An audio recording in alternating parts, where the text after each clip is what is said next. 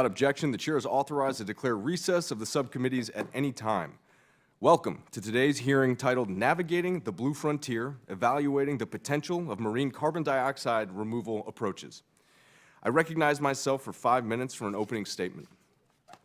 Good morning, and thank you to our witnesses for being with us here today. Today's hearing is on a topic that stands to increase in relevance as technology develops. Marine carbon dioxide removal, otherwise known as MCDR. It is also a special hearing because I am co-chairing it with my friend, Mr. Williams, the chair of the Energy Subcommittee, as we are conducting this as a joint Environment and Energy Subcommittee hearing. The field of MCDR presents a unique opportunity not only because of its immense potential benefits, but also because it builds off existing knowledge and research for land-based carbon removal that is already delivering results. Yet, at this very early stage of research, it is important to encourage involvement from a blend of federal agencies, private sector companies, and academia. In order for the field to grow, we must ensure that public-private partnerships work together to prevent duplicative efforts. In a step towards that, the Department of Energy and NOAA signed a memorandum of agreement that will establish a joint effort to enhance coordination, research, and technology development to advance the state of MCDR science. This is crucial to combating wasteful government spending. Combining NOAA's ocean science expertise with DOE's research and infrastructure will allow the federal government to operate efficiently and have the greatest possible impact. We cannot rely solely on federal agencies. However, as a robust private sector exploring all different types of removal techniques, it is critical to practical advancements. One of our witnesses today is representing Ebb Carbon, a private company that is pioneering one of the largest scale and lowest cost approaches to carbon removal by accelerating the ocean's natural ability to capture and store carbon. As a native Ohioan representing the 7th District of the Buckeye State, I recognize the potential of MCDR holds to the state's economy. The Great Lakes are the largest freshwater system on Earth, holding 95% of the United States' fresh water supply. They are some of the largest carbon sinks in the world, second only to the oceans. NOAA has established a constant presence in the Great Lakes with their acidification research and the Great Lakes Restoration Initiative. This work has been crucial to ensuring a successful future for significant fisheries and recreational tourism that create income and jobs for the region. It is my belief that studying how to remove and sequester that carbon will also prove critical to the long-term viability of the Great Lakes region. As we continue to innovate, it is important that the investments that we are making have the best path to commercialization. By having the federal and commercial sector utilize the research academia is producing, we will lay the groundwork for successful implementation of it. Through conversations like today, as we're talking about conservation, we can ensure that everyone is moving in the right direction together. I look forward to working with Chairman Williams and members of the committee to establish a common sense legislation that will create a well-rounded approach into this underutilized market. I want to thank all of our witnesses for being here today, and I look forward to each of your testimonies. I ask for unanimous consent to enter into the record a letter from the MCDR community in support of this hearing and future legislation, as well as a letter with additional background material from Dr. Julie Pullen of the Carbon to Sea Initiative. Without objection, so ordered. I now recognize the ranking member, the gentlewoman from North Carolina, for an opening statement. Thank you, Chairman Miller and Chairman Williams, when he joins us, for holding this important hearing on an emerging field of science that could help mitigate the ongoing climate crisis. And thank you to our expert witnesses, some of whom I've met, for sharing your testimony and insights on this topic. The global climate is changing at an alarming and unprecedented rate due to ever-increasing atmospheric concentrations of greenhouse gases. This year alone, the U.S. has experienced the earliest Category 5 Atlantic hurricane on record. Massive tornado outbreaks, torrential floods, some of which we saw in my home state of North Carolina just this week, widespread wildfires, severe heat waves, and more. Around the world, extreme weather has become more frequent and more dangerous, and it's only expected to worsen. The longer we wait to aggressively combat climate change, the more we can expect devastating impacts to humans and the environment. The ocean is a natural sink of atmospheric carbon. In fact, in the more than 200 years since the Industrial Revolution, scientists estimate that the ocean has taken up 1/4 of the carbon dioxide that humans have emitted into the atmosphere. Marine carbon dioxide, or MCDR, aims to enhance the ocean's natural ability to absorb carbon from the atmosphere. This developing field holds great promise as a strategy to reverse some of the harm caused by a century of greenhouse gas emissions. However, there are still many uncertainties surrounding MCDR, including its effectiveness and some of its environmental impacts. By design, MCDR has the potential to significantly alter the marine environment. While we hope to use this to our advantage and sequester carbon dioxide, we must ensure that MCDR does not create yet another stressor for marine ecosystems and the human communities that are reliant on them, including along the coast of my home state of North Carolina. Dedicated and responsible research is necessary to grapple with these uncertainties and ensure that the field develops ethically and effectively.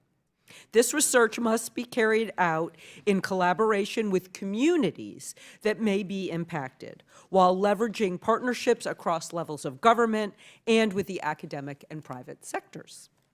In North Carolina, a form of MCDR using coastal olivine weathering is being explored by the company Vesta, and I look forward to seeing how the results of that work can inform the path forward. The potential for meaningful climate change mitigation through MCDR is exciting.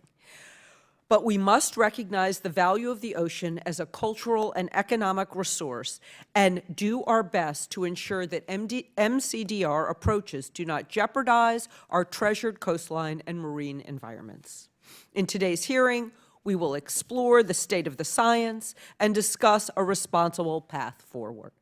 While MCDR and other emerging climate solutions may be critical to our endeavor to mitigate climate change, we must remember that the most straightforward path to keeping carbon dioxide out of the atmosphere is to reduce emissions.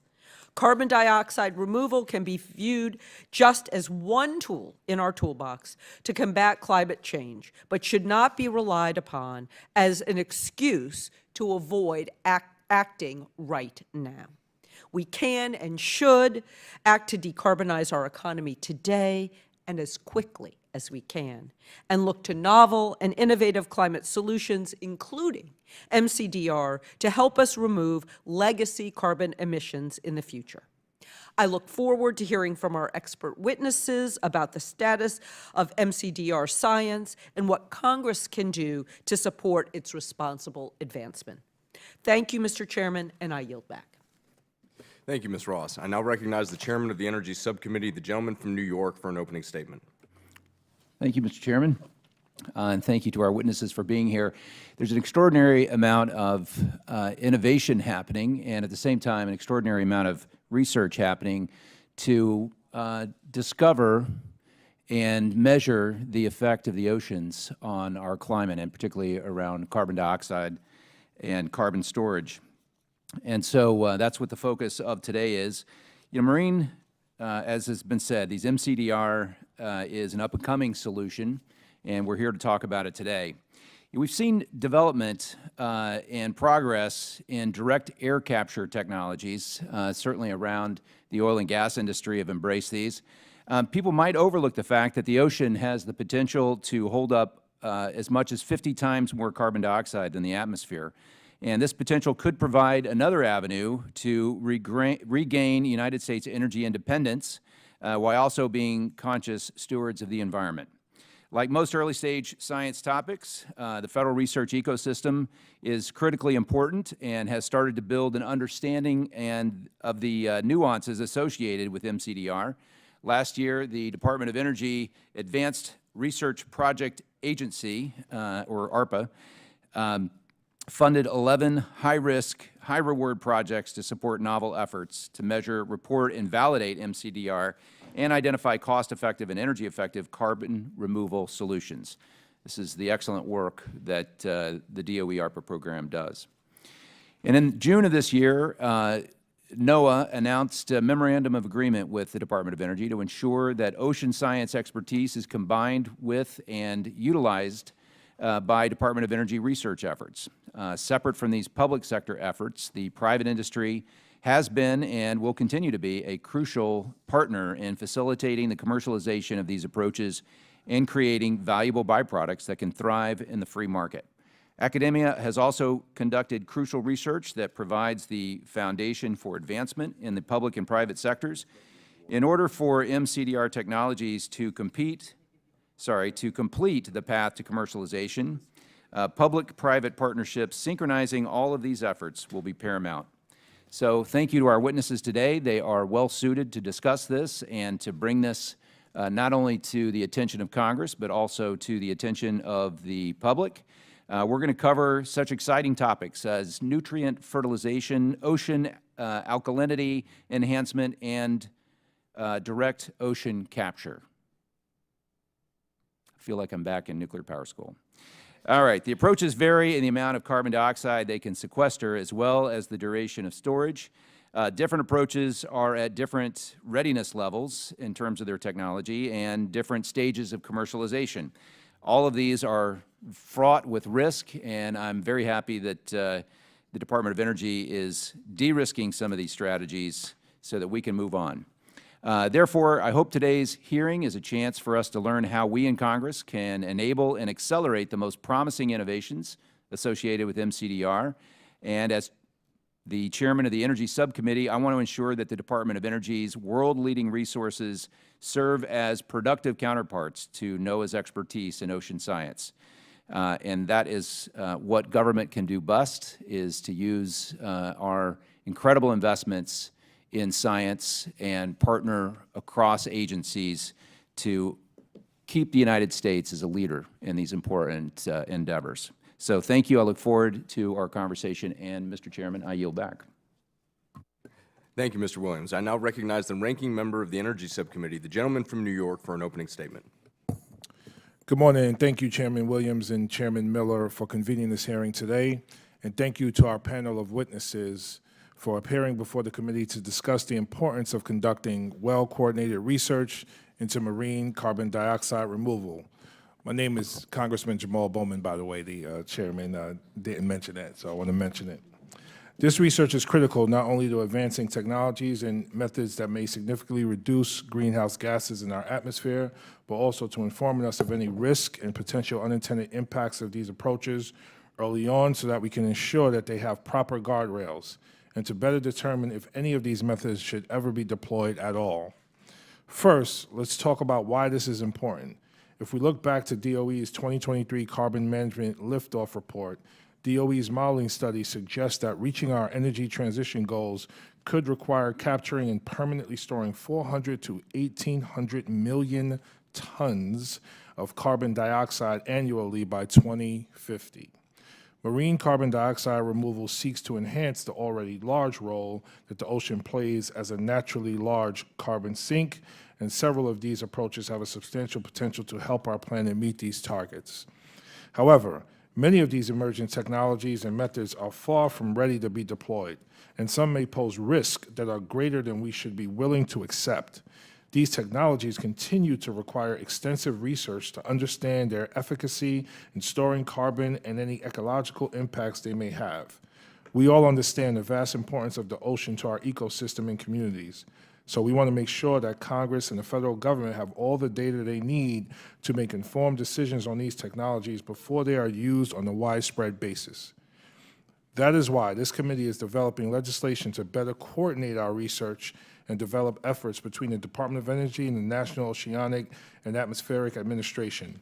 Coupling DOE's incredible network of national labs and research infrastructure with NOAA's world-class expertise in ocean science will ensure that our academic institutions, local communities, industry, and ultimately U.S. policymakers have all the tools needed to fully understand the benefits and risks associated with this carbon removal pathway.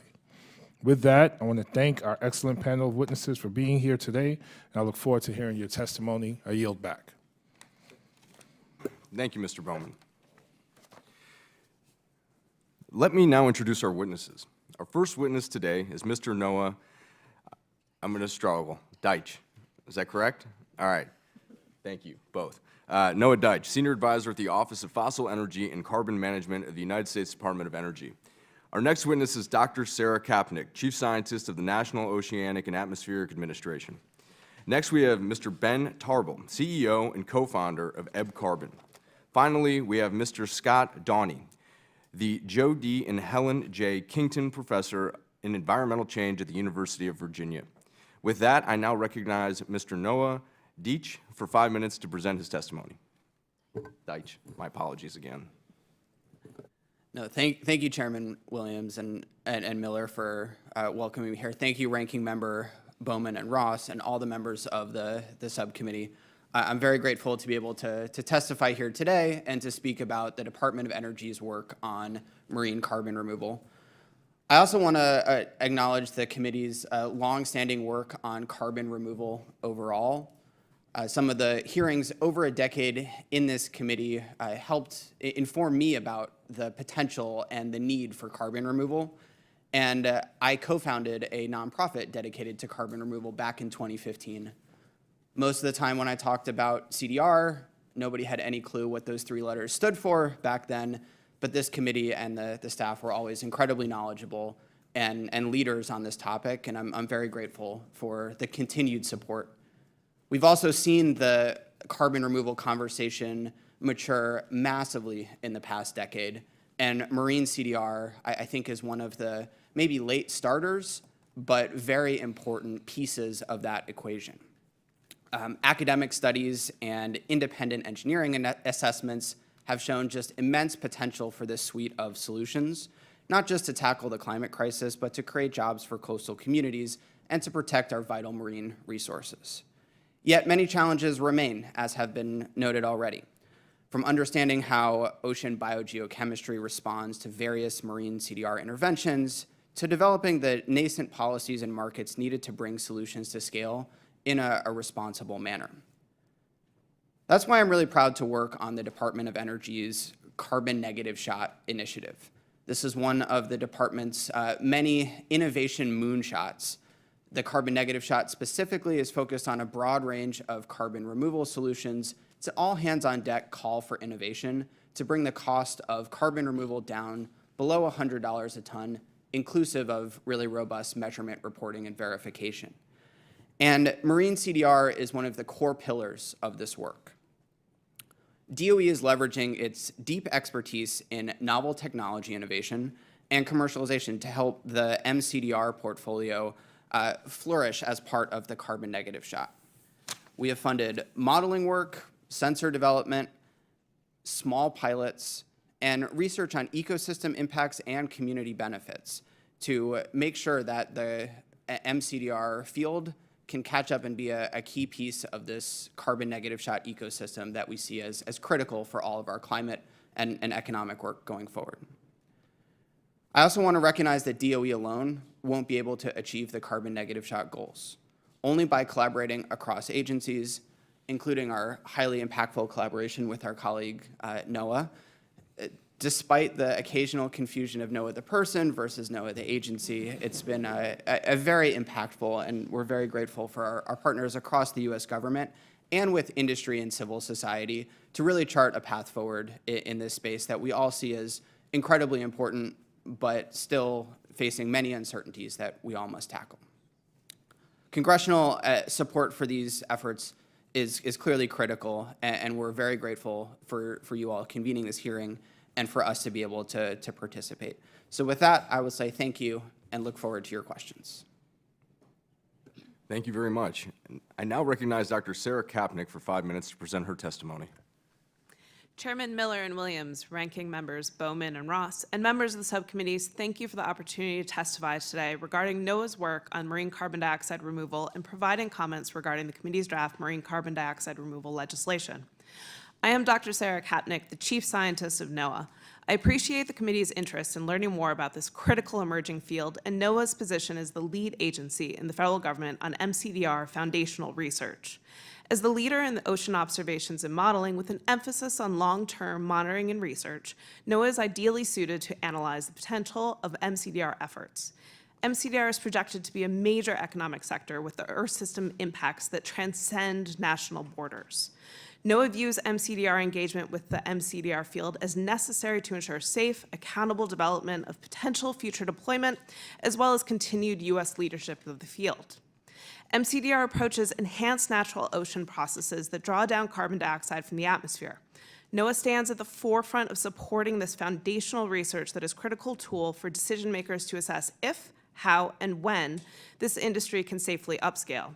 The field has tremendous potential to make a positive climate impact and spur economic growth.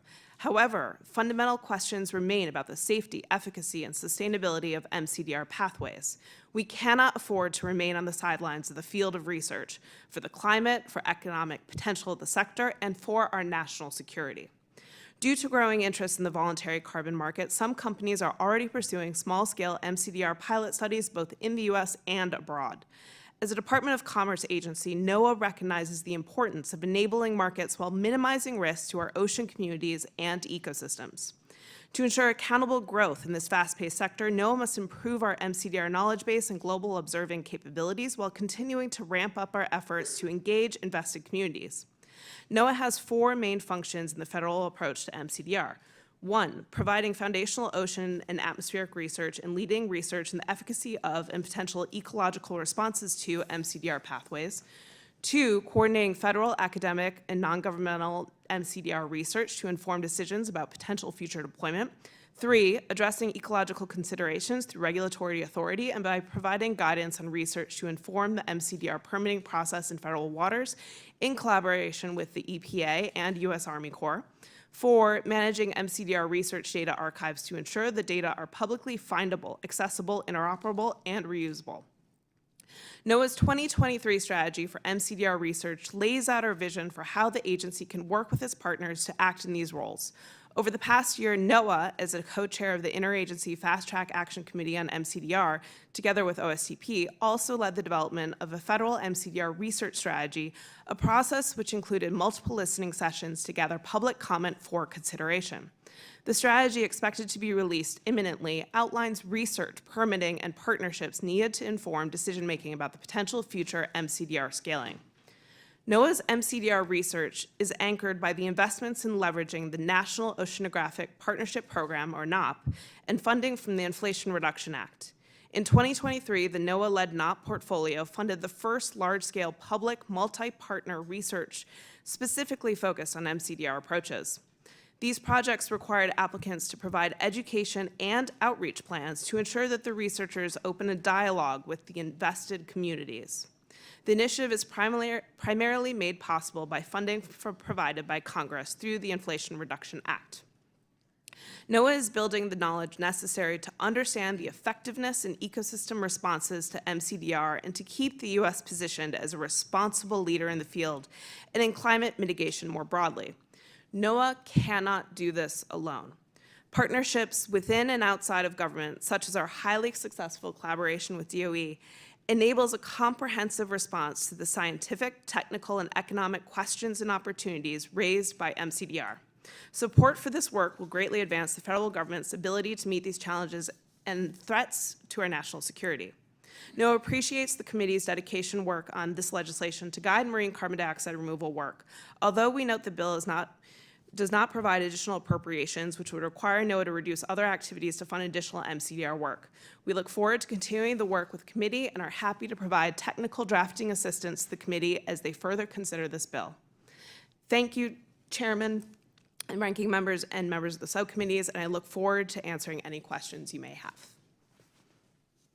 Thank you very much. I now recognize Mr. Ben Tarbell for 5 minutes to present his testimony.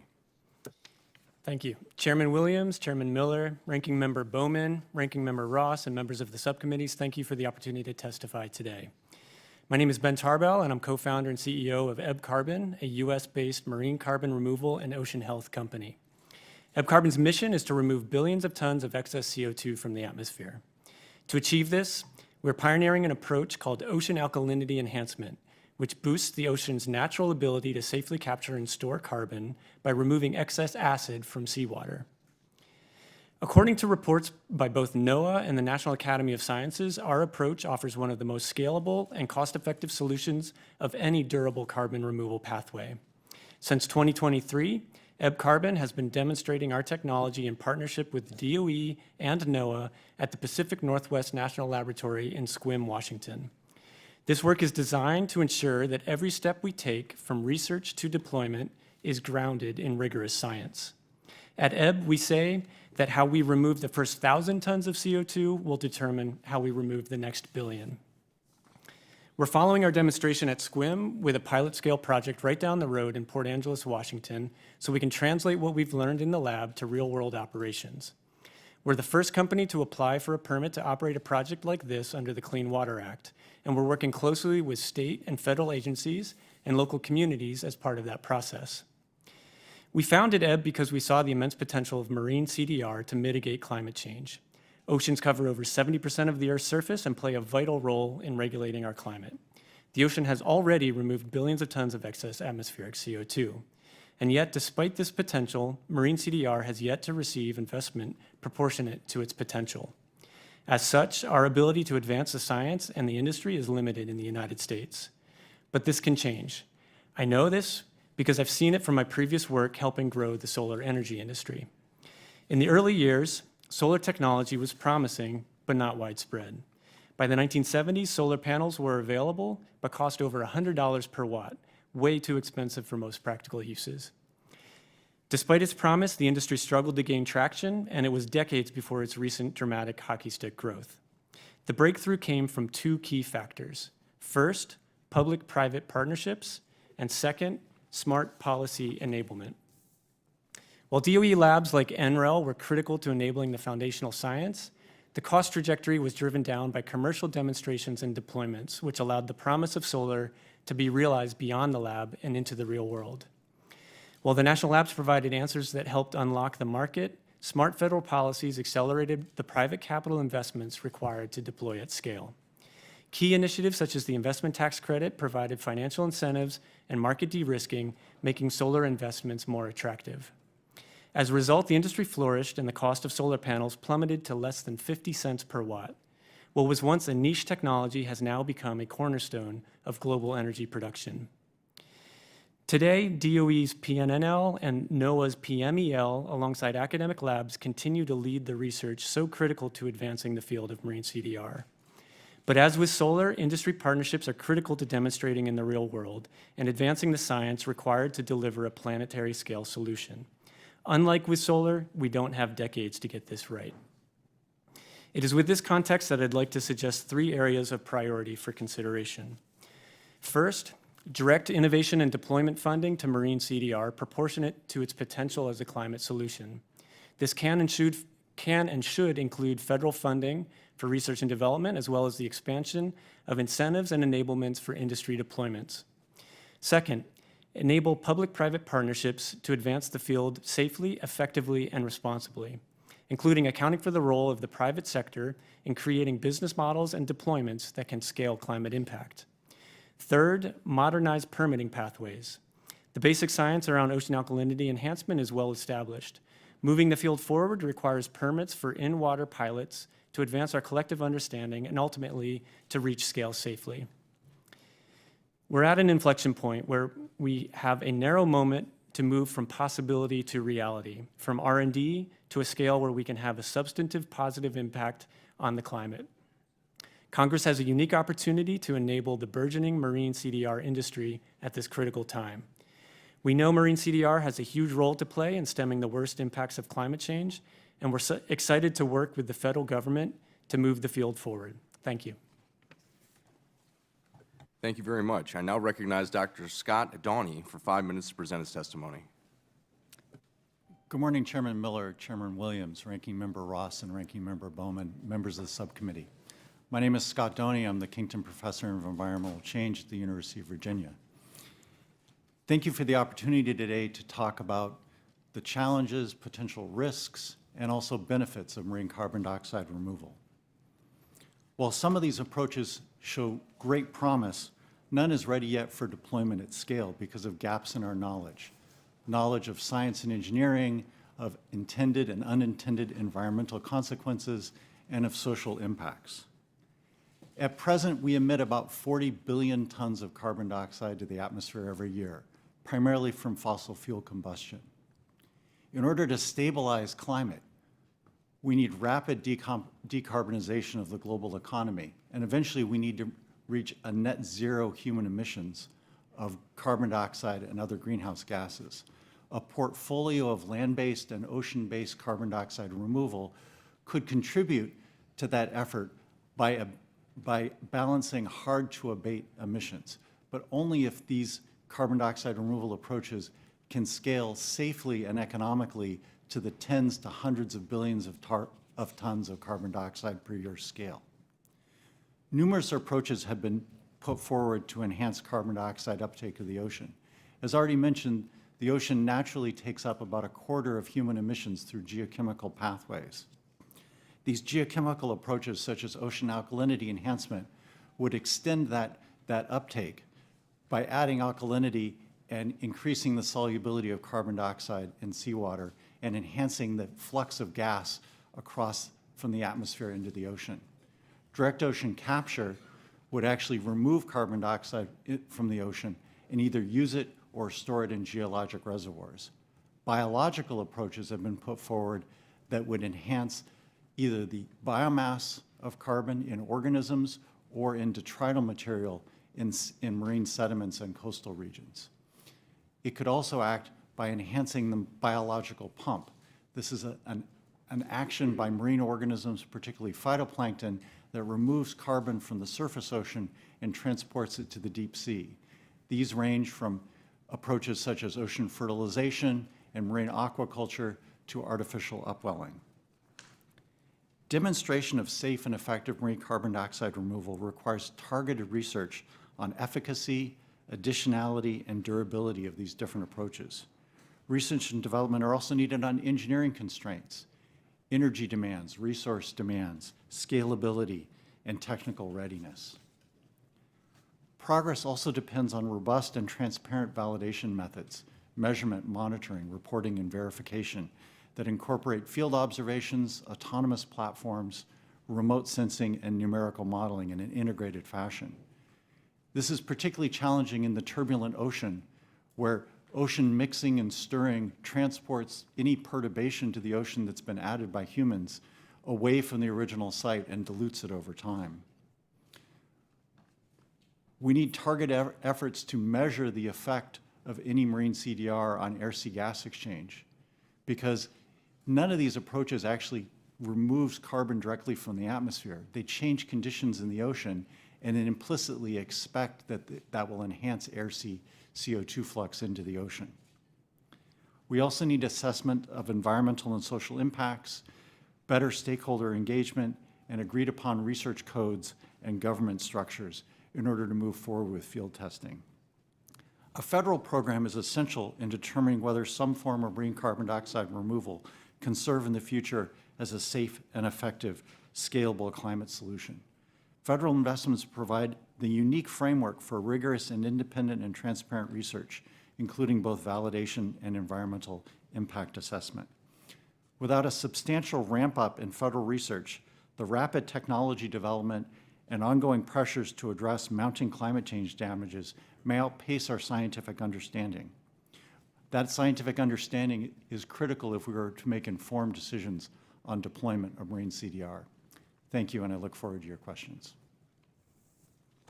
Thank you very much. I'd like to thank all the witnesses for their testimony this morning. The chair now recognizes himself for 5 minutes of questions. Dr. Kapnick, most of the conversation around MCDR is in the context of oceans. But as I mentioned in my opening statement, the district that I represent borders Lake Erie, the 10th largest freshwater lake in the world. So I'm interested to know, is there potential for MCDR approaches to be utilized and scaled up in freshwater environments, including the Great Lakes?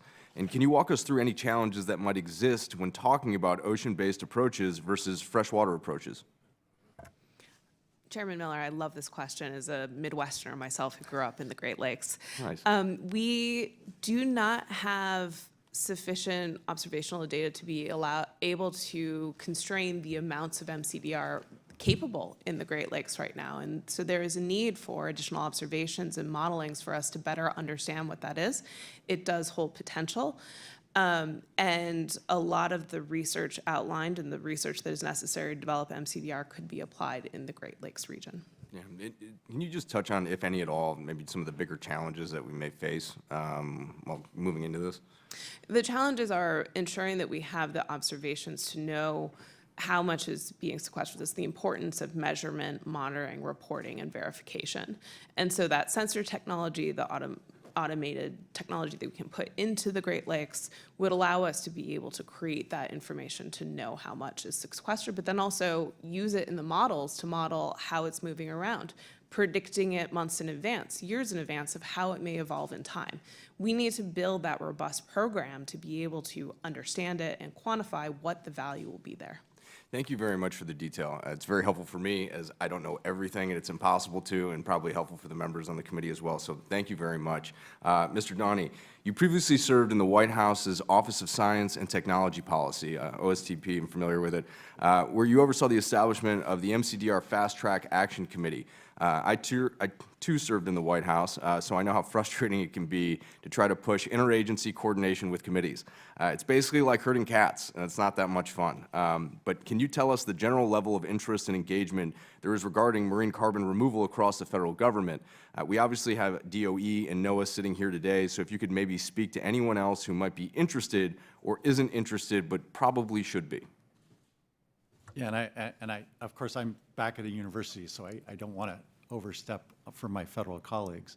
I mean, there was a lot of interest when we developed the Ocean Climate Action Plan across agencies in climate solutions that were ocean-based, and that included marine carbon dioxide removal. So I think in addition to NOAA, there are a number of agencies that have a strong ocean science portfolio. So NSF, NASA, the Smithsonian has done a lot of work in coastal regions, but also there was interest from EPA, Army Corps. So I think there's a pretty wide space. Now, coordinating that, of course, is my colleague's job. But from the research perspective, I think one of the important things is how we would move forward in marine carbon dioxide removal in a way that complements the ongoing investments that we make in ocean science, and particularly documenting and quantifying the uptake of anthropogenic CO2 that's already happening by the ocean. So we need to understand, is that continuing? Would that be affected by other activities, by climate change? And how do we integrate that across, would we integrate marine CDR into that existing framework? Yeah, thank you very much. And just once again, thank you to all of the witnesses.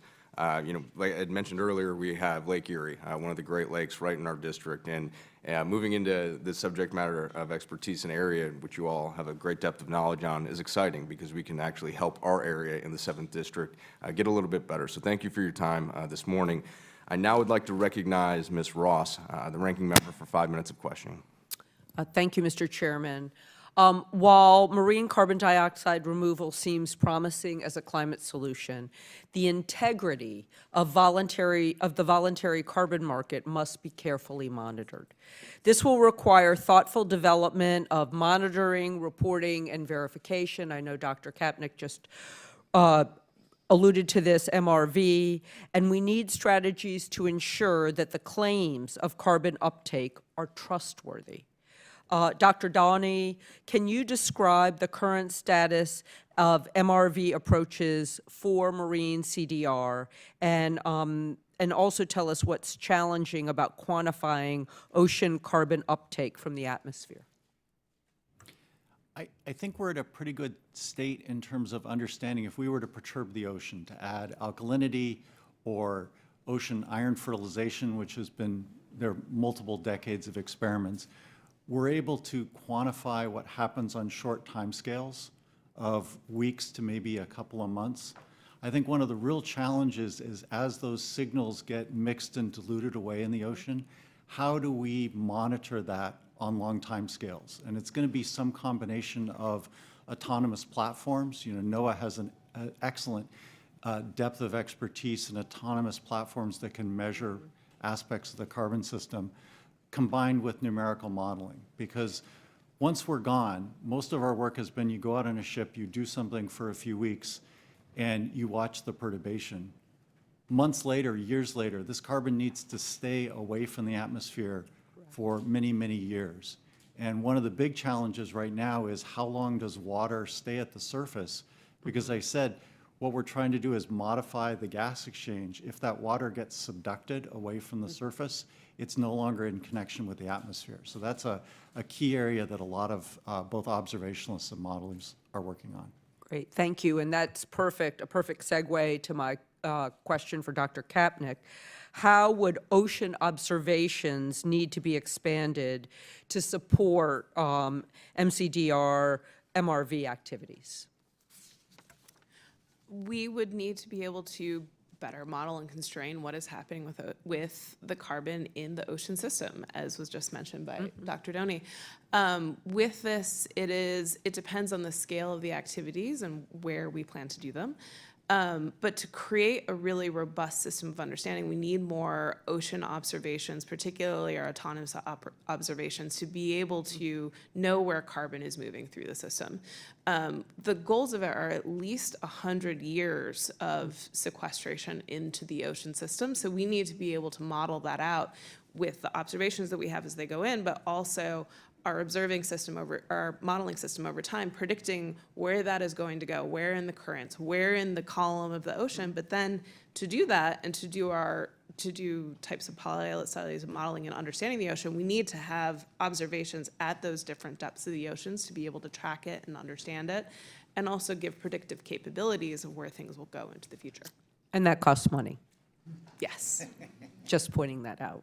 You might need some more money because we talked about the bill, and I know that there's no additional funding in the bill. So, great. So my final question is for Dr. Kapnick and Mr. Deich. I had the good fortune last year of going to Norway to visit Equinor's Northern Lights carbon storage terrestrial carbon capture project.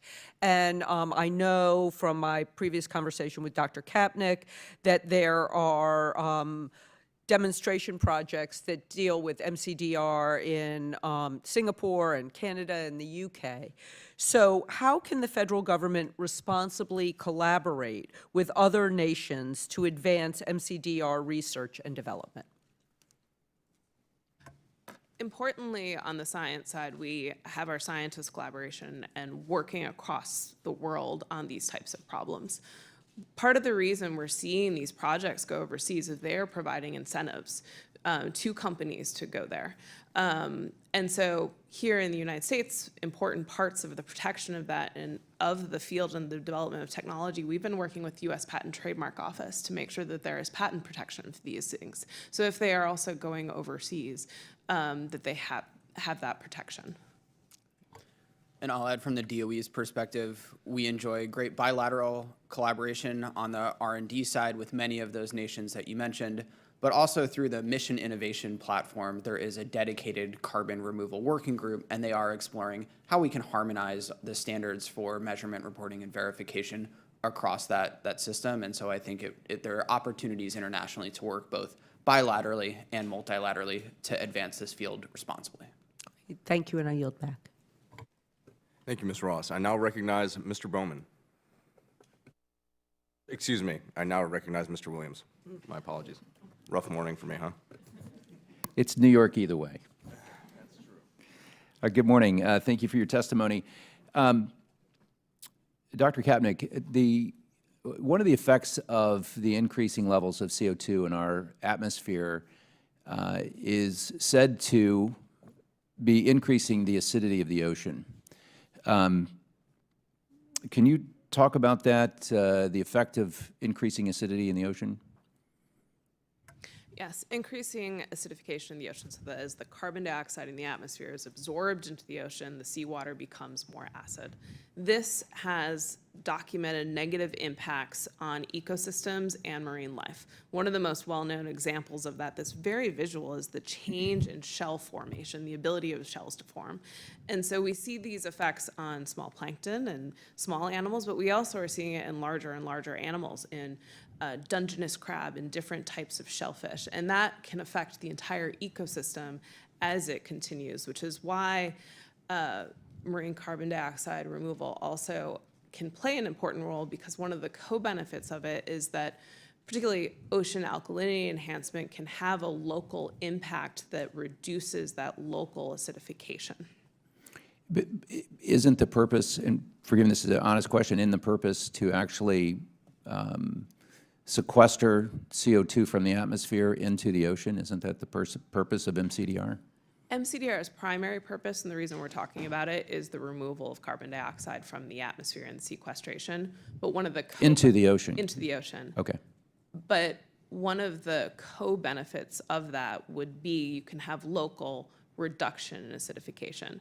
So you add crushed limestone and impacts into the ocean, or through electrochemical processes, you actually reduce the local CO2 in the ocean, which then can also counter those effects of the rising acidification due to the natural processes. So this is I actually know a lot about cementitious chemistry and materials.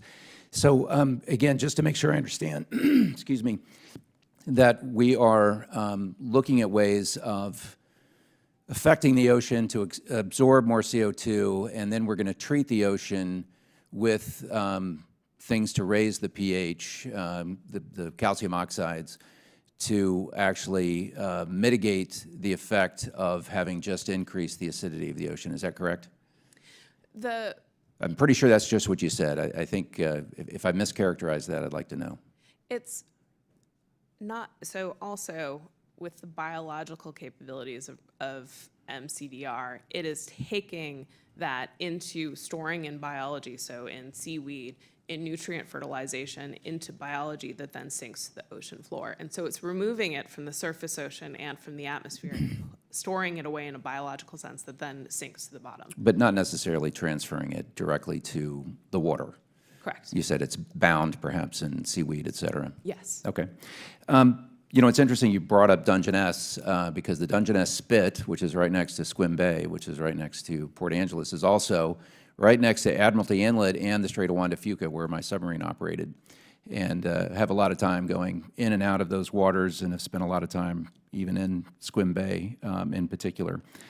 And that was actually, Mr. Tarbell, can you describe a little bit more about how calcium oxide is added to the ocean to counteract these the effects of MCDR?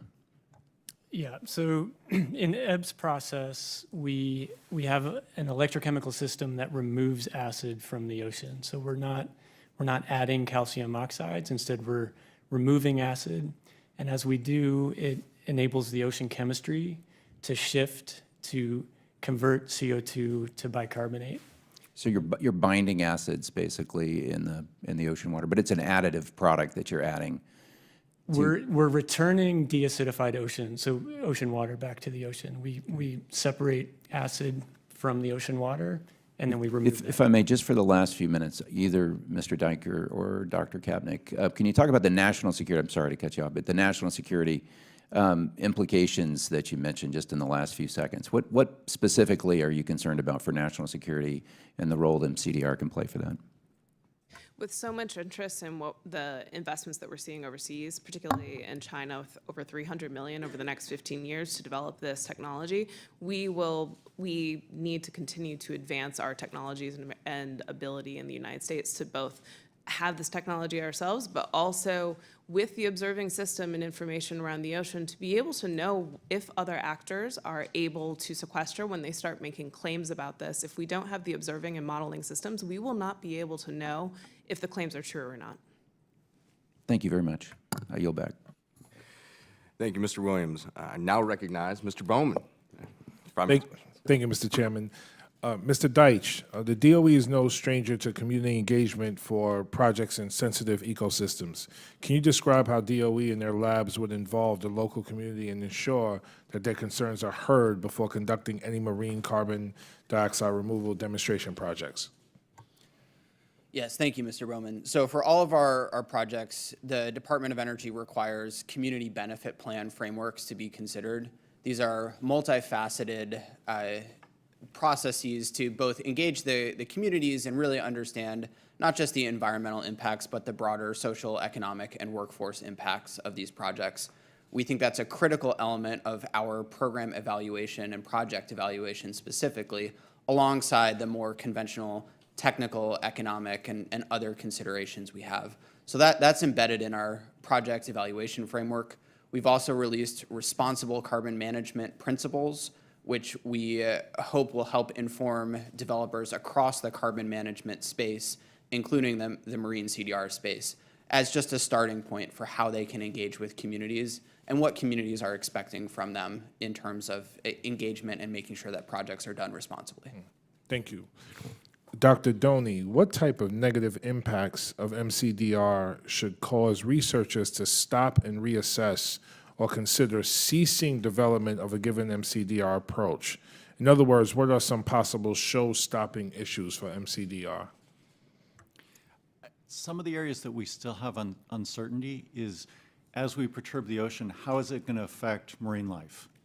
And in particularly marine life that's protected species or commercial fisheries or other parts of the ecosystem that are culturally or economically valuable. So I think it's hard to say where that line is on a showstopper because, of course, there are going to be trade-offs. Any aspect of carbon dioxide removal will have trade-offs. But I think right now what we need to better understand is, for example, alkalinity enhancement. How is that going to affect organisms? As Dr. Kapnick talked about, there's been a lot of work by NOAA on looking at how organisms respond to acidification. There's been less work on the opposite side. If you add alkalinity, you make the water more basic. What's going to be the impact short-term and long-term on organisms?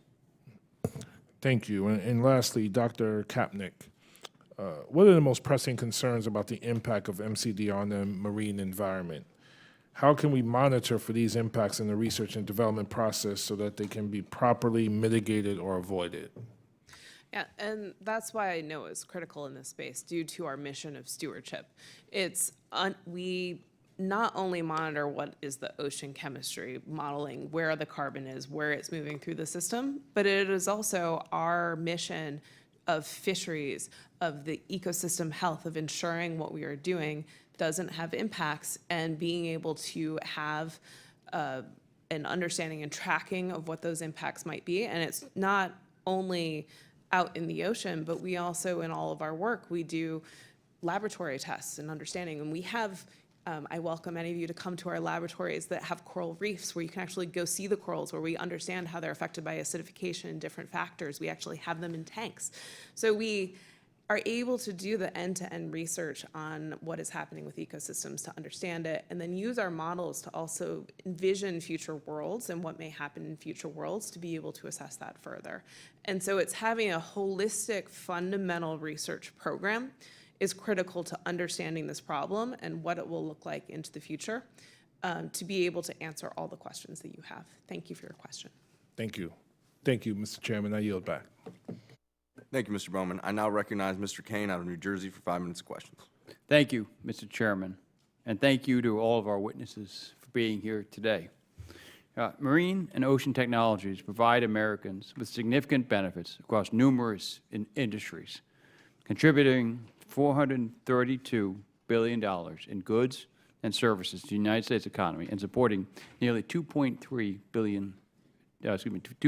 million jobs annually, according to NOAA.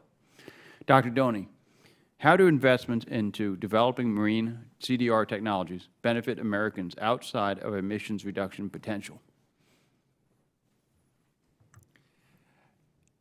I think that depends if some of the approaches have co-benefits.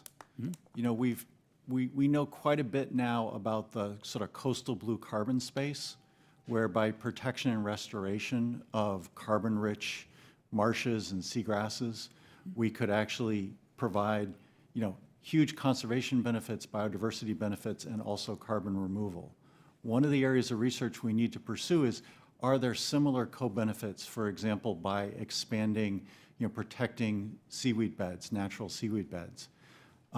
For things like alkalinity enhancement, Some of the electrochemical approaches actually generate co-products. Some of the companies out there through the electrochemical approaches are generating, for example, hydrogen. And so we need to look at what these co-benefits are and see how they fit in. Some of the companies that are pursuing direct ocean capture are looking at reusing that carbon dioxide. So rather than sequestering it, bringing it back into the economy. So you'd have to balance out, how much carbon is removed versus what are these economic and other co-benefits that might occur. And what are some of the economic benefits for states and entities that do invest in this type of technology, and how could more research help understand these benefits? Well, as Dr. Kapnick and Dr. Deich have noted, we need to observe the ocean, both in its current state and for marine carbon dioxide removal. These are very advanced technologies. I work a lot with folks at Rutgers who have developed glider technology for measuring off the continental shelf, adding new sensors. We could be at the forefront of these autonomous platforms and sensors. We've done a lot of the work already, but we need to maintain that position. And the sensors that are developed have lots of other marine applications. So I think an investment in this technology could really expand our ability to work in that space. In your testimony, you state that there are trade-offs exist for all CDR technologies across different evaluation criteria, but further research investment is likely warranted to support future deployment decisions. With that in mind, in the broader conversation of carbon dioxide removal and emissions reductions, are there any particular removal techniques that you would say do not warrant future deployment? And if so, for what reasons? I guess I'd say I'd maybe frame it as the techniques that I think show real promise. Okay. I think some of the alkalinity approaches, because the reason why the ocean takes up carbon dioxide from the atmosphere anyway is because it's alkaline. And in fact, the long-term fate of all the carbon we emit to the atmosphere, almost all of it will eventually end up in the ocean because weathering products add alkalinity to the ocean. So in that sense, the more geochemical approaches are just accelerating an ongoing natural process, speeding up the ocean uptake. And I think there's a lot of promise there. Okay, thank you. And Mr. Tarbell, in your testimony, you state that public-private partnerships have the potential to advance the field as it relates to the safety and efficacy of marine carbon dioxide removal. To date, what advancements have you seen in this space already where the private sector is making a difference in MCDR that the federal government could not on its own? So this has been the focus of our collaboration with NOAA and DOE in our work at Pacific Northwest National Labs. And it's focused on the science of safety. It's focused on the science of efficacy, of proving that we're pulling CO2 out of the air. Excuse me. I think what private industry does well is innovation and pace of scale. And what the government is proving to do well is supporting basic research, supporting science, supporting guardrails and guidelines. And so the collaboration between the two is helping us advance a solution that has promise. Yeah. Okay. Thank you. I yield back. Thank you, Mr. Kane. I now recognize the ranking member of the full committee, Ms. Lofgren, for 5 minutes of questions. Thank you, Mr. Chairman. First, I'd like to ask unanimous consent to put my statement into the record. Without objection, so ordered. And then I'd like to say, I think this is one of the most important hearings that the Science Committee has had this year and maybe in many years. We're at a point where eliminating emissions is not enough. We're going to need to remove carbon to have a future as a planet. We know that. And the role of carbon removal in our oceans is an important one, but not an easy one. Listening to all of you and reading your testimony, we've got a situation where the ocean itself is in trouble. I mean, we've seen the reefs dying off, and that will have implications for the planet in terms of food supply and the like. How we are going to remove carbon safely and permanently is something that we're grappling with. Now, one of the things that I'm interested in, Mr. Deich, I hope I'm pronouncing your name correctly, I'm wondering, has the department done any analysis on which MCDR technologies are likely to be the most energy intensive? And I'm also wondering if we've examined the value of potential future clean energy sources like fusion, which this committee on a bipartisan basis is working hard to support. I ask that because if successful, fusion would be able to provide large amounts of 24/7 energy anywhere without an emission problem. What is your answer to that? So it's a great question. We haven't looked specifically at a ranking of which of these technologies are most energy efficient, but instead are really focusing our strategy for innovation to understand the energy balance associated with a wide range of technologies. Our goal is to assess not just the energy impacts, but a wide range of performance and environmental impacts of these technologies. And as we learn more from early R&D efforts, use that information to inform future pilots and then larger scale demonstrations as appropriate. We also are pursuing as a department many different clean energy solutions. The Earth shots represent our kind of moon shots in that direction. We've explored how we can work with carbon removal more broadly to some energy sources like nuclear, but we have not done specific analysis on how they could couple to marine CDR approaches yet. But it's an area of importance and one that we think is worthwhile pursuing in the future. Well, I'm wondering if any of you can answer how we calculate, if at all, the net removal of carbon dioxide for the various MCDR technologies, even land-based CDR technologies, related to emissions for the energy source that might be used. I mean, you know, if we're using fossil fuels to support this, we're defeating ourselves. How are we calculating that? So whenever we think about the carbon impacts of a technology, we look at what we call cradle to grave life cycle impacts. And so we try and understand all of the upstream emission impacts as well as the carbon storage benefits of this for all of our approaches. And DOE has published guidelines for some carbon removal solutions. We hope to expand that in the future. And we also support our national labs to conduct analysis on that topic, and are eager to support a wide range of carbon removal solution efforts to make sure that we do capture all of the upstream and downstream impacts of these technologies. Mr. Tarbell, thank you so much for your testimony and for the work that you're doing. How do you ensure that the energy used for MCDR comes from clean energy sources? And additionally, if you are using clean energy sources, that is not diverting clean energy from other uses so that they would need fossil fuels. Can you address that? Yeah, so our approach, starting with first principles, is one of the lowest energy intensity approaches to electrochemical marine CDR. And so we start by using less energy. When we use energy, we can use it intermittently, so our system is quite flexible, and that's intentional in order to accommodate low carbon sources of energy that are prevalent today, like wind and solar. We can essentially use industry best practices to account for the hourly energy, carbon intensity on the particular node of the grid that we're operating. And so we can essentially sum up the carbon emissions associated with that generation and then subtract that from what we have removed from the atmosphere.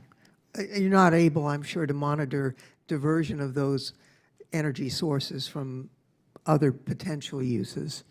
One of the intriguing possibilities here is because we're operating intermittently, because we can be flexible in the way that we demand energy, we can actually support the growth of intermittent sources like wind and solar. So instead of necessarily taking away from the production of low carbon energy, we can actually stimulate the growth of wind and solar on the grid. I could see that as a concept that makes sense, but it's not a monitoring scheme. So I look forward to further research on this, and I know my time is up, so I yield back, Mr. Chairman. Thank you, Ms. Lofgren. I now recognize Mr. Fong out of California for 5 minutes of questions. Thank you, Mr. Chairman. Mr. Deich, you mentioned, is that how you pronounce? Yeah. Okay. You mentioned the need for a strong and science-driven market for carbon credits in your testimony. Broadly speaking, what are some of the challenges right now with the voluntary carbon market at present, where science-driven decision-making is not necessarily occurring? Yeah, thank you. I think when we think about the voluntary carbon market, the product that we're really delivering is integrity. Without that integrity, nobody believes that the carbon that you're claiming is real, and that credit has very little value. And so our administration has committed to a set of voluntary carbon market principles really focused on additionality, permanence, a number of criteria about ensuring that all carbon market credits in the voluntary context are done with the highest integrity possible.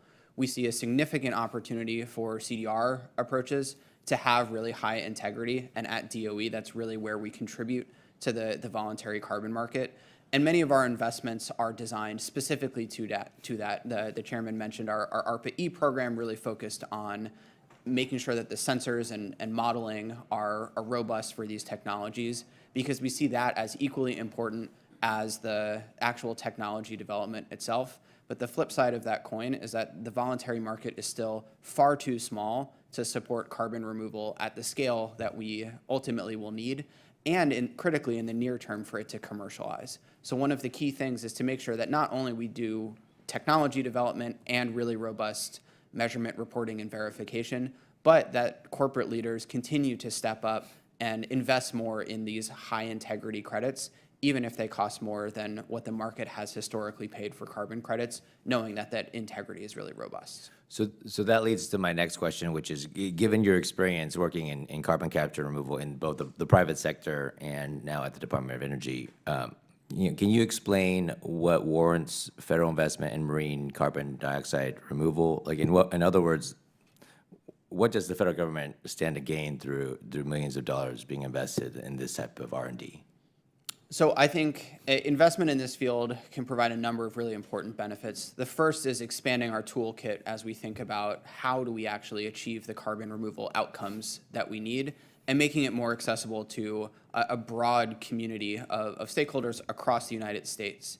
The second piece is the co-benefits that have been mentioned, and if we can figure out how to deliver carbon removal really responsibly, in many cases, we can unlock a wide range of co-benefits, as we've heard here, from local reduction in ocean acidification, potentially helping bring on more clean electricity to the grid, as well as many other local benefits to ecosystems. And only by investing in that early stage R&D will we be able to figure out how to do that in a responsible manner. My last question, certainly this hearing is focused on marine carbon dioxide removal.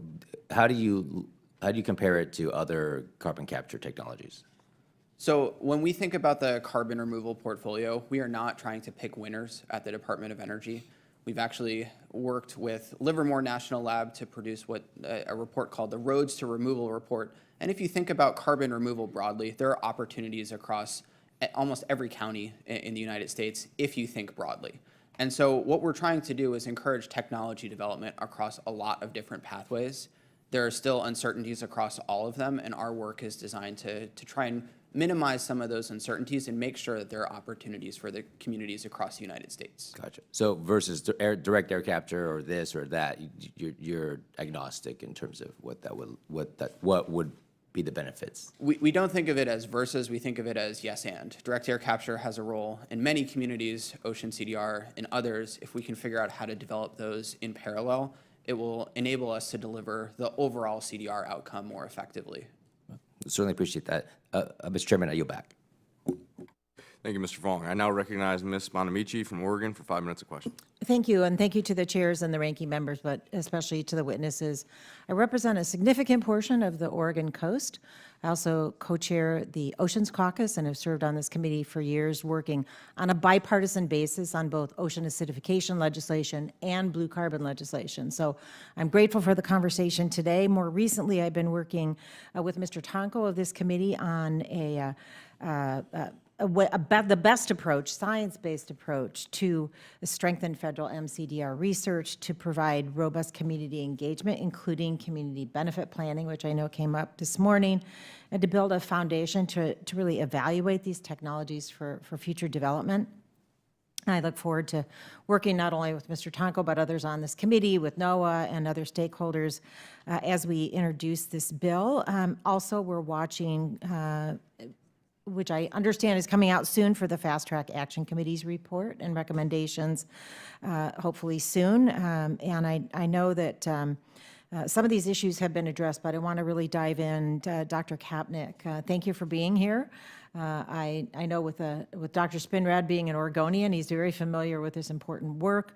As we've discussed, MCDR has great potential to remove emissions, but we have to be mindful of course, weighing the climate advantages and potential environmental and community consequences. Potential harms could be localized, especially on research sites in coastal communities affecting residents, fisheries, coastal tribes. So what can NOAA and the scientific community do to build trust with stakeholders and community members? Which of these actions, we want to, to include compliance? What would you do to include compliance with the Marine CDR Research Code of Conduct? And what role should NOAA play to really facilitate that community engagement, including providing the expertise and permitting for future research and testing? First, thank you very much for your question and for all of your leadership on ocean issues, especially on ocean acidification. Especially with this question, thank you for allowing me the opportunity to talk about communities and the work that NOAA does, particularly with Sea Grant, where we have the engagement capacity in coastal states to be able to work with them on the engagement. It is critical for this type of work. It's critical for the development of the research plan when it's happening in our universities, but as it goes into the communities and as we experiment and then beyond, we need to work with all the communities on understanding the science, understanding what is being done, the impacts, and working hand in hand with them. Additionally, on the question of permitting, EPA and U.S. Army Corps of Engineers are the leads on permitting, and NOAA consults on those as required by law. So it's important for us to have our deep research program to be able to provide all the support that we need to and the engagements that we do in local communities. Thank you for mentioning the great Sea Grant program. And I want to ask Mr. Tarbell, you mentioned you're working closely with local communities. Briefly, because I want to get another question in, what are you hearing from them? Yeah, so coastal communities are some of the most impacted by climate change, as you know. And so, as we talk to them, we are understanding some of the potential tangible benefits to them. Ocean acidification is affecting local industries, the shellfish industry in the Northwest, Pacific Northwest. Very familiar with that word. Had to lose billions of oysters in the last 20 years. And so, the opportunities we're seeing are around helping mitigate ocean acidification, keeping homegrown innovation at home, rejuvenating local industrial sites that we'll be locating at. But yeah, there's Thank you. And I might need to follow up on the record because I want to ask Dr. Doney, as you noted, natural-based solutions like blue carbon are more well understood. We understand the benefits. We have existing processes in place. But other methods like the ocean alkalinity enhancement or direct ocean capture require certainly a lot more research. So how can we guarantee that research is precautionary and doesn't lead to more environmental or social harm? And what guardrails should we have in place to enforce that? Well, I think one of the things that the federal government is already doing is playing a role in setting up rules for permitting. That as we move from small-scale lab experiments to mesocosms to field pilot studies, we have the right framework. Are we doing the right validation? Are we looking at environmental consequences? Are we engaging with local communities that might be affected? So I think one of the things that the federal government can do in terms of private and philanthropic approaches is to lay out those clear guidelines and rules, and I think that's what the agencies are doing. I look forward to seeing the Fast Track Action Committee report as well. Yeah, thank you. As someone who's experienced this over the last more than a decade, I just can't emphasize enough the importance of that community engagement with the stakeholders, with tribes and others. So thank you. I'm out of time and yield back. Thank you very much. Now recognize Mr. Baird out of Indiana for 5 minutes of questions. Thank you, Mr. Chairman, and I appreciate the witnesses being here. My question starts off with Dr. Kapnick. You know, earlier this year, I passed the Carbon Sequestration Collaboration Act, first of its kind federal research plan that required the department to collaborate with, coordinate with, and share data with other agencies engaged in carbon sequestration research. Collaborating agencies include the Department of Agriculture, the National Labs, the U.S. Forest Service, just to name a few. So in light of NOAA's intent to engage in carbon sequestration with our oceans, can you give us some idea on your perspective on the importance of the collaboration with these agencies in sharing data, in coordinating research plans? Absolutely. Thank you for the question. All of our data and information that we produce abides by our principles for transparency and making it available, interoperable, being able to find it. We see an importance in building the infrastructure for that data management and availability. And in this field in particular, due to the importance and the equities of Department of Energy, we pursued an MOA with them to be able to help us outline how we should work together and to be able to launch that capability for working together. And I will even add, we even have a Sea Grant fellow working between our agencies as a fundamental glue to ensure that we are working as closely together as we can. So any other witness have anything you'd like to add to that? Yes, sir. So from the Department of Energy's perspective, we have a long history with carbon sequestration. On the terrestrial side, the National Energy Technology Lab has done an amazing job of creating the EDX platform to share a lot of that learnings, and it has benefited industry. And so I think the lab in particular has amazing capabilities to be able to deliver on that transparent data sharing across the carbon sequestration world. Well, you know, you have, I'm really impressed with the amount of computer capability and quantum computing that the Department of Energy has, and then to share that data across different agencies, I think increases efficiency and provides opportunity to discover additional pieces of information that we might not have now.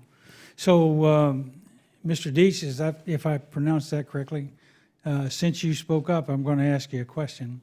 The Department of Energy and Fossil and Energy Carbon Management has invested a number of ocean-based carbon management R&D projects and a number of projects that are located in states without an ocean on their borders, such as Pennsylvania, Kentucky, and North Dakota.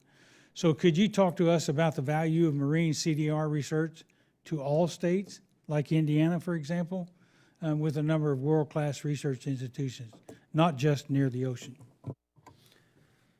Yeah, so the Department of Energy works with world-class researchers, not just at our national labs, but across academic institutions around the U.S. And there's actually amazing expertise on the ocean, not necessarily located in coastal states, as you mentioned. And so I think there's an amazing opportunity to link many of those world-class research institutions with some of the early research and development projects that we're doing in order to understand how these projects work, not just from a technical and economic perspective, but from all of the other ecosystem and environmental impacts. Thank you. Do any other witness have anything to add to that? Hearing none, I yield back. Thank you, Mr. Baird. I now recognize Ms. Fouché out of North Carolina for 5 minutes of questions. Thank you, Mr. Chairman, and thank you to the witnesses for being here with us today.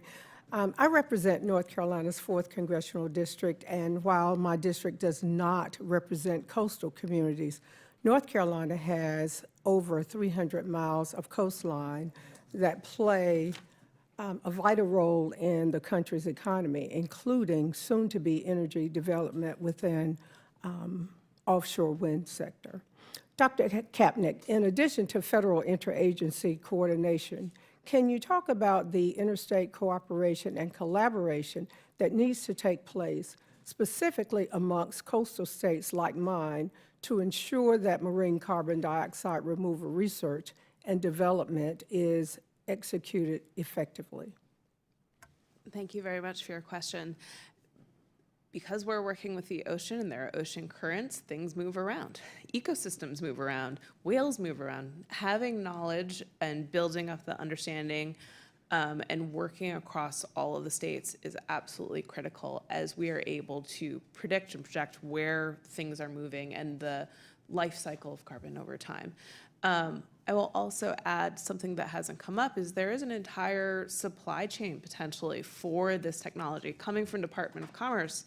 The benefits won't just be in the coastal states because if you look holistically at the supply chain of what is needed to do these activities, it may include economic development that can occur far from the coast. Can you describe any current or planned interstate regional collaborations with federal agencies on marine carbon dioxide removal? Sea Grant, thank you for the question. Sea Grant is actually setting up a law and policy symposium and on MCDR that will be occurring in a couple of months. And the reason for that is we are seeing interest across different Sea Grant programs. And so they're bringing that together to have the discussion across all the programs and do the community outreach on this issue on legal and policy issues to think through some of those hard issues that you're raising. Thank you. And Mr. Chairman, I'll yield back the balance of my time. Thank you very much. I now recognize Mr. Weber of Texas for 5 minutes of, excuse me. Is he, yeah. All right. I will now recognize Mr. Weber of Texas for 5 minutes of questions. Thanks. All right. Is it Deich or Deich? Deich, thank you. I appreciate you being here. In October 2023, DOE announced funding for 11 projects across 8 states. I'm sure you know that. I feel like I'm telling Noah about the flood. One of those projects, housed at the University of Texas in Austin, will study the ecosystem activity and efficacy of storing carbon in shallow seagrass beds. Given the importance of diverse ecosystems that support recreation and the economy across my district, I'm the 3 really coastal counties, starting at the Louisiana border, that other foreign country, and going down.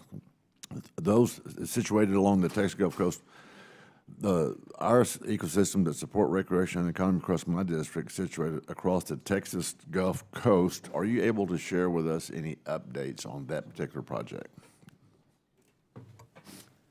Thank you for the question. I don't have specific updates on that project, but I can say that where we are starting our research at DOE is really not just understanding the technology, but understanding exactly those impacts to communities from an ecosystem and economic perspective as well, because we recognize how important that is. And from the very beginning of these research projects, we want to understand what those impacts will be so we can inform future deployments. Well, we do too, giving all the recreation and actually the economy that's for our 7 ports. I guess we could probably reach out to the University of Texas there in Austin, maybe get an update on what they're finding. What role do you see for the Gulf of Mexico in the development of marine carbon dioxide removal, both in testing and implementation going forward? Yeah, it's a great question. I think one of the important aspects of the diversity of marine carbon removal solutions is some work better in cold waters, other in warm waters. And the fact that the United States has opportunity to test both is really important, as well as in shallow versus deep water ecosystems. And so I think it's going to be a critical field where we're able to test many of the carbon removal approaches. Yeah, I was wondering about that with your exchange with the lady before me. I think she said she's from North Carolina. And of course, that's Gulf of Mexico is a lot warmer water than, of course, the Atlantic Ocean is. Ms. Doney, in your testimony, you described potential benefits to the ecosystems and marine life from using different techniques. For example, in referencing ocean alkalinity enhancement, you stated, quote, The resulting pH increase would also directly counteract anthropogenic CO2-induced ocean acidification that is negatively impacting marine ecosystems, end quote. You know what I'm referring to, okay? I was a little late getting in because I was with Energy and Commerce, so I didn't get to hear everybody's testimony. Mr. Doney, is it Doney? Yeah. Okay. Can you expand on the potential benefits of marine carbon dioxide removal and any potential pitfalls? You know, we want to also know that we want to know not just the good, but the bad. This is one of those good, bad, and ugly movies. Expand on the potential benefits of marine carbon dioxide removal and any potential pitfalls to these ecosystems that are critical to coastal communities such as my district, as I've described it, warm water Gulf of Mexico. Right. So you already mentioned the seagrass project from University of Texas. I think one of the, in some ways, safer approaches are these conservation and restoration approaches, such as restoring damaged wetlands or protecting carbon-rich ecosystems, because these are systems that are already functioning biologically, and if they have the benefit of adding carbon as well as biodiversity and recreation fisheries, that's great. Where I think we have more concerns is where we're manipulating the biology in a way that's different than the natural state. I was just thinking about that. In my district, in the Gulf of Mexico, we have a lot of oyster beds. And so I guess I'm 71 years old. I've grown up in a 20-mile radius all 71 years, although a lot of people consider I'm not really grown up. But so if it was working for oyster beds, and if the natural habitat was working, are we concerned that we're changing that level somehow? Yeah, that is one of the concerns with adding, for example, adding alkalinity, that we haven't done as much work on the local effects of what's going to happen on the ecosystem. Over long time scales, as it gets diluted out, it's probably not as big of a concern, but locally at the distribution point, it might shock some of the organisms. And as Dr. Kapnick's talked about, there's a lot of work in NOAA on the acidification side, less so on the alkalinity enhancement side. Have you been to the Gulf Coast of Texas? Oh, yeah. We want you to come back and spend lots of money. I yield back. I now recognize Mr. Casson out of Illinois for 5 minutes of question. Thank you. So I really appreciate, thank you to the chair for having this hearing. I'm getting flashbacks. When I first joined this committee about 6 years ago, I think one of the first hearings I was in, I made the observation that the conversation about whether we need to get to zero CO2 emissions by 2030 or 2050 is sort of dumb, because a human supporting the kind of civilization we want needs CO2 to be below 350 parts per million, which means we need to stop emitting CO2 by about 1995. And in the absence of a time machine, we need what you all are doing. So we need to do it more and do it faster. Dr. Kapnick, I'd like to start with you just because first I just want to make sure I've got my numbers right, because I was looking things up on the internet and that's always dangerous. If I understand right, on the margin, if we emit another ton of CO2 to the atmosphere, about 30% of it ends up in the ocean. That right? Yes, that is okay. correct. Chalk up one to the internet. And then number two, that for every additional unit of heat that the atmosphere takes in because of anthropogenic global warming, I think about 90% of that heat ends up in the ocean. Do I have that about right? Is also correct. The majority. Okay, is in the ocean. that latter number scares the dickens out of me. So I wonder if you could help out, because if we're, given as we are heating the ocean much faster than the atmosphere, and we all appreciate what we feel in the atmosphere, how concerned should we be about feedback loops, particularly on ocean acidification, right? Because if the ocean's heating up, we're increasing the solubility of CO2. Is that 30% moving? Are we seeing accelerations in acidification? Yeah, there are concerns that it is not going to remain exactly the same over time. And that is why we have a robust program for understanding how ocean uptake may change over time.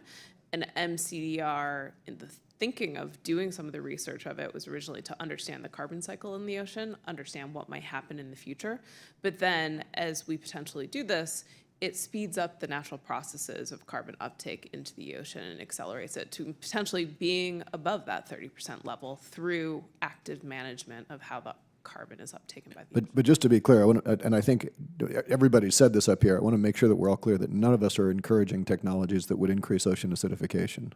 Is that correct? Correct. We Okay. do not want to increase ocean acidification. We are trying to manage locally. Okay. So then, given the higher rates of heat, how confident are you, and Mr. Deich, if you want to chime in on this as well, how confident are we that we feel good about the upwelling and downwelling plays? Because if the ocean is warming up, you know, I mean, we've got plausible risk that the Gulf Stream shuts down because places that we trusted were reliable upwelling and downwelling spots don't work anymore. It seems to me that if we're putting carbon in a place where we think we're confident it's going to stay down and all of a sudden there's an upwell, are we confident of that? Like, how should we be thinking about that? Thank you for the technical question. I believe what you're referring to is the fact that we have large ocean currents in the Atlantic meridional overturning circulation, and there is a fear that in the coming decades that may reduce its efficacy of changing where the ocean is sinking. That is why this type of research and understanding of its impacts requires not just understanding the impacts as something goes into the ocean, then you model it out for a couple of years. It requires multi-decade, multi-century review of it, because the goal of MCDR is to at least sequester for at least 100 years, and it can be thousands of years, depending on where it's placed. So to that end, and Ms. Ross had mentioned this trip we did to Norway together, where we went to that longshore, I think that's what it's called, where they're pumping, but they're pumping beneath the ocean surface, so it stays permanently down. I haven't heard about that. Is that one of the things that's in MCDR, or are we thinking about that in a different bucket? Because at least that way, we're not worrying about ocean acidification, and presumably we're relatively confident it stays down. Yeah, so at DOE, we think of that as a different bucket. That's very similar to the geologic storage we do onshore here in the United States. It's similar types of technology and formations. Those storage formations are just Are you all monitoring? I guess it's Longship. Are you monitoring that Longship process? Yeah, So that some lessons learned there, I would hope. That's right. We collaborate closely. We have a bilateral agreement with the Norwegians, and we actually exchange a lot of technology learnings. They have a technology innovation center there that complements our National Carbon Capture Center. And I see I'm about out of time, so if we don't have time, if the chair will allow you to respond, great. If not, take this for the record. We have to do what you're talking about, and the scale scares the dickens out of me. There's been some talk about operating costs, but when we were in Iceland a while ago, we were talking with the Climeworks people, and we were just sitting there which is a fascinating technology, you know, direct air capture, pulling this out, and we sort of back of the envelope, and I said, okay, if we want to take 100 parts per million out of the atmosphere to get back below 350, that's like 800 billion tons. Then we said, okay, take this facility, cost you 15 million. How many would you have to build to take out 10 parts per million? And we ran the math, and that was like 100% of global GDP. And so, like, as we think about these technologies, are there anywhere we look at and say, this has the potential physically and financially to scale to a point that matters? Because we can do a ton of these small things, but, you know, whatever, we'll sell some voluntary carbon credits, but if it doesn't matter, what's the point? So this technology is more or less where solar was back in 1995, and that probably would have been a similar calculation if you took the price then. Well, but I guess my challenge is that, like, these are like pumps and filters. This is mature technology, right? We actually see massive potential for innovation across it and cost reduction. To be continued. Thank you for giving me a few more seconds. Yield back. Thank you. I now recognize Ms. Lee out of Pennsylvania for 5 minutes of questions. Collins for 5 minutes of questions. I'm out of Georgia. Out of Georgia, yeah, I'm aware. It's been a rough morning, Mike. Too much carbon dioxide. Thank you, Mr. Chairman. And I'm bad about mispronouncing names too, so is it Mr. Tarbell? It is. Okay, all right, thank you. Mr. Tarbell, I think it's important that as we talk about the growth of marine carbon removal, we ensure it doesn't turn into the Wild West where some companies are claiming to do extraordinary things that end up not actually materializing. And I want to avoid anyone, especially the federal government, from being sold a pipe dream and investing heavily in bad actors perpetrating what would amount to fraud. So how do you engage with DOE's Pacific Northwest National Laboratory to conduct measurement, reporting, and verification so that the folks in the federal labs know and trust the technologies that you're developing? Yeah, so we have a very close collaboration with the scientists at both NOAA and DOE at the project we're working on, the Pacific Northwest National Labs. It's critical for us as we grow for there to be stringent standards and transparency around the way that we measure and report on and quantify how much CO2 is coming out of the air. The way we do it is through different methods of measurement, monitoring, and modeling. Can you get into what kind of data they are asking for?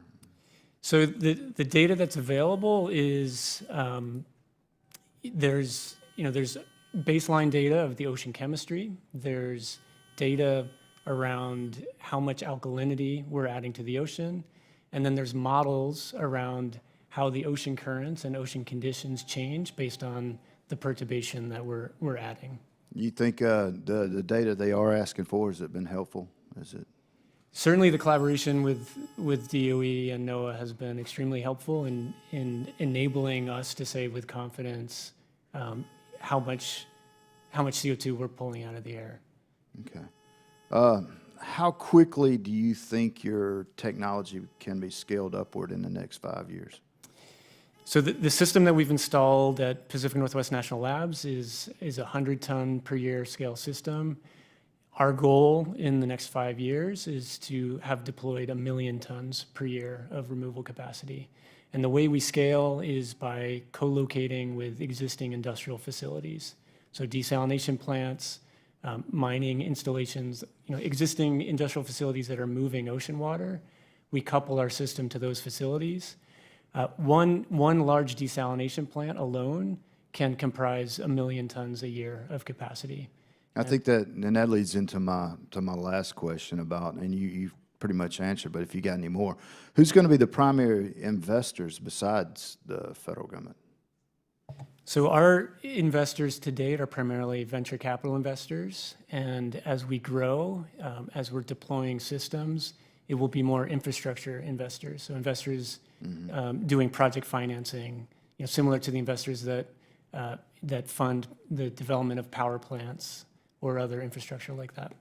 Okay, so they'll be investing and then latching on to like the desalination plant. That's right. We co-develop projects with operators or owners of for example, desalination plants, right. And we bring in outside money from project finance investors. Okay, thank you. Mr. Chairman, that's all I got. I'm going to yield back. Thank you, Mr. Collins. I now recognize Ms. Lee out of Pennsylvania for 5 minutes of questions. Thank you, Mr. Chairman. In October of last year, the University of Pittsburgh received over $2 million in funding from the U.S. Department of Energy to develop marine carbon capture technologies and accelerate novel climate solutions. The Pitt team will be using this ARPA-E funding to develop optical fiber sensors that will measure pH and carbon dioxide in seawater from the ocean's surface and the seafloor. Sensing technology like this could be a game changer for integration into other applications like public infrastructure to help prevent disasters, for instance, like the collapse of the Fern Hollow Bridge in my district last year. So I look forward to seeing, this particular project developed. But, just to get down to it, I was elected to this office by communities and constituents that simply seek practical solutions to everyday problems that they face. So as I continue to learn more on this subject matter, I'm curious to hear from our witnesses today how marine carbon dioxide removal plays into the bigger questions addressing the climate crisis. Mr. Tarbell, could you share more the type and volume of resources required to carry out MCDR operations? Yeah, there's several different buckets of activity that are required to deploy one of our systems. So first, our focus historically has been R&D, so designing and engineering systems that work, that address the science and demonstrate safety and efficacy. As we scale, we veer more into the realm of deployment and the capital required to actually build out plants. And so, the resources required there are around capital investments in building out equipment. The opportunity for us to accelerate the growth of this through partnership and investments from the federal government are, primarily what we're looking for is an opportunity to level the playing field, to be tech neutral in the incentives, to enable the best solutions to rise to the top. And so, we're looking for opportunities to fund R&D, to stimulate the growth of the best technologies, and then opportunities for deployment of the technologies that are most promising. Thank you. Mr. Deich, R&D is it's experimental at its fundamental core. How can the department commit to partner with communities to ensure equity and reaping the benefits of carbon removal without potentially causing harm to ecosystems or local communities in poor, vulnerable regions through MCDR experimentation? That's a great question, and it's the core of how we're approaching our early investments in research and development. We're requiring the projects to build community benefit plans around their projects that look at the broad, not just environmental impacts, but workforce impacts as well. And we're also trying to understand through these early research projects what those environmental impacts are so that we can inform not just how to mitigate any risks, but how to take advantage of any benefits that this could provide to local communities in terms of environment, economy, and workforce. Thank you. Mr. Tarbell, again, is it a failure if R&D teaches us that this technology is not scalable to address CO2 removal at the needed level to meet our climate goals? We should be focusing our investments on the technologies that can have an impact. Our company's mission is to remove billions of tons of CO2 from the air, and if the technology we're working on is not capable of that, we need to shift our focus to something that will. So the climate crisis, from extreme heat to unprecedented flooding, disproportionately affects Black and brown communities. How will the R&D of MCDR improve the lives of families who struggle to combat the daily realities of the climate crisis in their homes and communities, if at all? And that's for any who would like to answer. Oh. I do want to say, so the federal government published the Ocean Justice Strategy last winter. There are a lot of, whether it's minority communities or indigenous communities, there are a lot of complicated issues that I don't think a lot of the research community have really addressed. And I see this as an opportunity as we move forward to do this in a better way than we've done previous research, where we've done research independently of the communities. So I see the community engagement as a really crucial part. And in part, we need to find out what the right questions to ask are. Thank you. Thank you. I really do appreciate that answer, and I appreciate you all being here today. I'm asking my time, and I yield back. Thank you very much. In closing, I just want to thank all of the witnesses sincerely for their valuable testimony here this morning, and the members for their questions. The record will remain open for 10 days, and additional comments and written questions from members. Thank you very much again. This hearing is adjourned.